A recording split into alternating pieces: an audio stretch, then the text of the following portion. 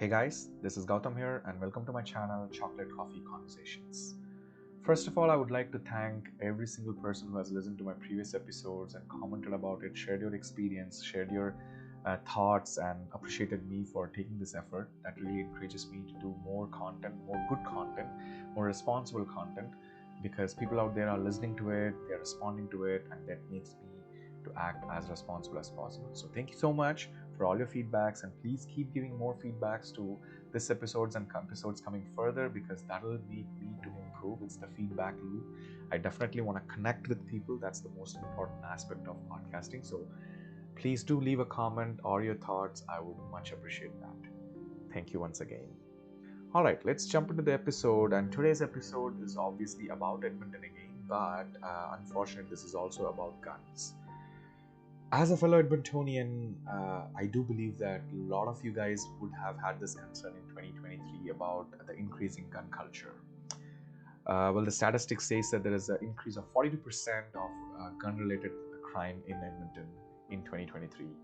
And to give another statistics, on the day November 30, 2023, there was 204 shooting/gun-related incidents were recorded by Edmonton Police Service. And to give even more of a perspective, the previous year, the same day, 144 cases were registered. So that's a record high number. 60 extra cases were registered in 2023. So it's not a number that we want to see increasing. We want to see that going down, but it's the opposite. Well, there was major incidents that happened in 2023. We all remember about the neighborhood shooting that happened in 50th Street and Leslie Road, and earlier last year, we lost two of our most capable Edmonton policemen responding to a phone call in an apartment in early March. A 16-year-old kid pulled a trigger onto them. So that was pretty scary. It was one of those dark times to think about what is at stake. Because gang-related crimes always occur. I'm not saying that it's right, but gang-related crime has a purpose. It has a definite pattern, and cops have a definite strategy to curb down gang-related violence or crime. In fact, I did come across this article in Edmonton Police Service website. It talks about guns and gang strategy for the year 2023 to 2025, which talks about some of these interesting topics. It talks about education, suppression, intervention, prevention. They have laid out plans of how they want to approach this in a very systematic way to kind of curb down the whole gang-related activities. But my concern is the gun culture increasing with common people. A 16-year-old kid, when decides to pull a trigger, that is concerning, right? So this is more of a psychological issue rather than the psychological issue, which again happened because of some of the socio-economic issue that triggers it. So it has to be thought in that perspective rather than just as a profit-related organized gang war that's happening, which is a different chapter to deal with for sure. See, if you look at the world in a broader perspective, it's almost like a boiling pot which can burst at any point. It started off with Ukraine-Russia war, then the whole Middle East fiasco that's happening right now, which is pretty concerning. Again, Gaza and Israel, and then the Houthis attacking American ship, Americans dropping missiles in Yemen, and then Iran is attacking Pakistan, and Pakistan is retaliating back to it. There is North Korea declaring South Korea as their primary enemy, changing their constitution, saying that South Korea is their primary enemy. There's all sorts of tension that's been built in this whole geopolitical landscape. And I think it's a lot to do with post-pandemic economic situation. See, if you look at Canada, overall, the housing market in Toronto and Vancouver has skyrocketed so much. The inflation rates are going up. The Canadian interest rate is up already. All sorts of inflation in terms of food prices, and your supply chain is curved down. Your general grocery has increased about 30% more. This leads to a lot of tension among people, obviously. And this tension leads to an expression through violence. And this is something that we need to consider as a common citizen.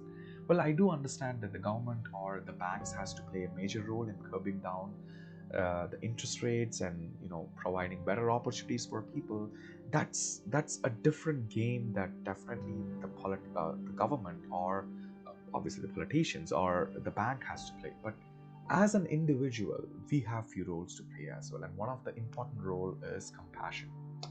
We got to be as compassionate with each other as possible, because that is one of the best way to express love and care towards humanity. When I'm talking about compassion, I'm not saying that if a crime is happening and you're there just standing or watching, or you're just trying to pat the back of the person who's performing the crime and it's like, hey, I understand what's happening. No, it's not about that.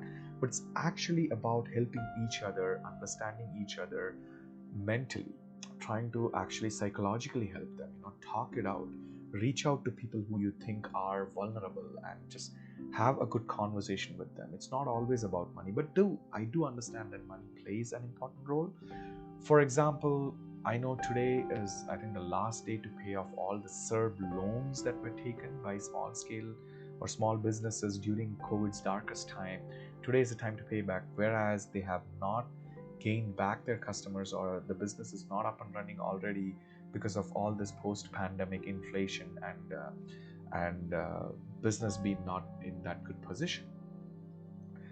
But they have to pay back, and now that's a concern. And well, being unemployed or being self-employed, but the business is not running, is even more of a concern, because nothing's going down, none of the prices are going down, everything's increasing up. So I do understand that this is a major concern. At the same time, trying to be as considerate, try to be as human as possible is also important, because violence breaks down so easily, and that expression is so hard on humanity, where some of the innocent people get attacked or are hampered or in danger because of that. So what I wanted to really say out of this podcast is, people who think that your friends or your family who are vulnerable, who you think are more in depression or more in anxiety because of all these financial issues or socio-political issues, just reach out to them, talk to them. This is a time that shall pass. This is just the darkest time in the society, and it will pass, and it will pass in the most smoothest way possible if we are compassionate towards each other, because that's the best thing about humanity. We have to fight together, stay together, and be compassionate about each other, which will provide enough opportunity to vent out anything that's blocking them emotionally, and try to be in a better headspace. And with that, I'll end this podcast, and I'll see you soon with another interesting topic. Until I see you, this is Gautam signing off. Magilchi.